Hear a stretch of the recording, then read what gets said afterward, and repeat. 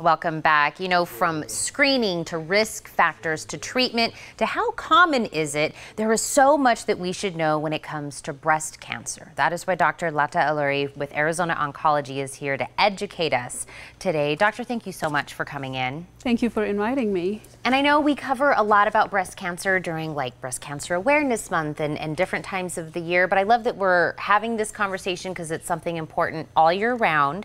Can we start with something very open with just what is breast cancer? So breast cancer is an uncontrolled growth of cells of the breast. Simple. They lose their function and they grow rapidly. There are two types of breast cancers. One is lobular, meaning it arises from the cells of the milk-producing glands, and ductal when it comes from the ducts, the passages that connect the milk-producing glands to the nipple.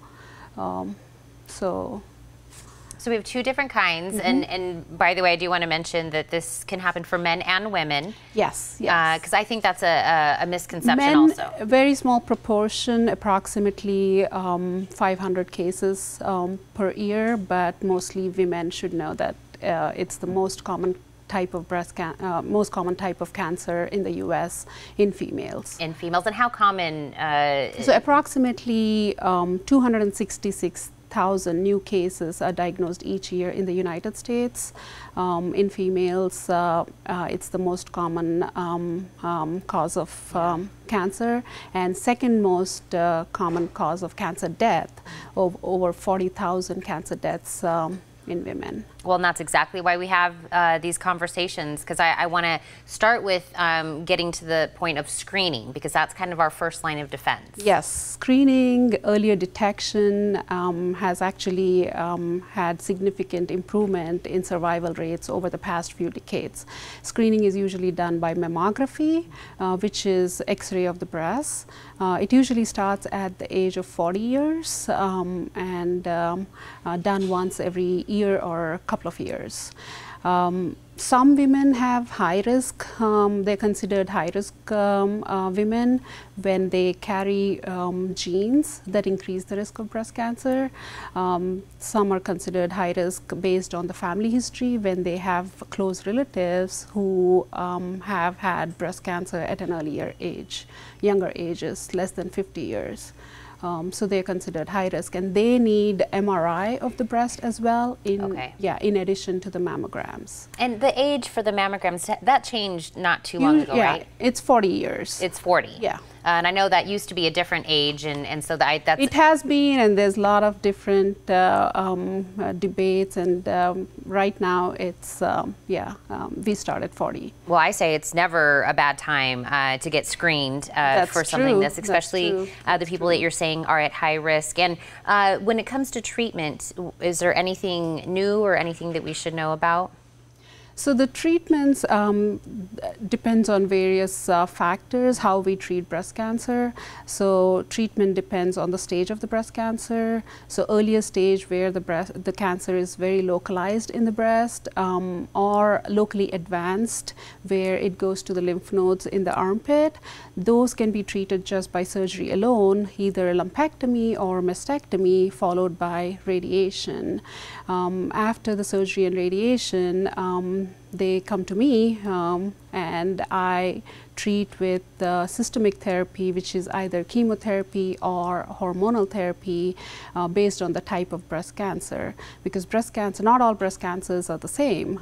Some express hormone receptors, and they are treated and they benefit from hormone pill, which blocks the estrogen and lowers the estrogen level in the women. Some are treated by chemotherapy or IV intravenous treatments based on the expression of the proteins on the cells. So treatment is very individualized and it's targeted to that particular type of breast cancer. And we're very lucky to have Arizona Oncology in our community in order for something to be here to help. Do you guys also do research Yes, in that? yes. We have a very robust clinical research team at Arizona Oncology. I practice at Wilmot location, and we have excellent research staff, and we have a collaborative effort with surgeons, radiation oncologists, and medical oncologists, and we have different clinical trials that are going on currently for different types of cancers, including breast cancer. Recently, there's a lot of new treatments, especially immunotherapy, that has been studied in breast cancer, apart from other types of cancers as well. So we have a really good research team, and because they're, in spite of so many advances in treatment, we still have a lot of unanswered questions, and that's when the clinical research trials come into play, and they answer questions to find out if new treatments are actually better and less toxic than the current standard treatments.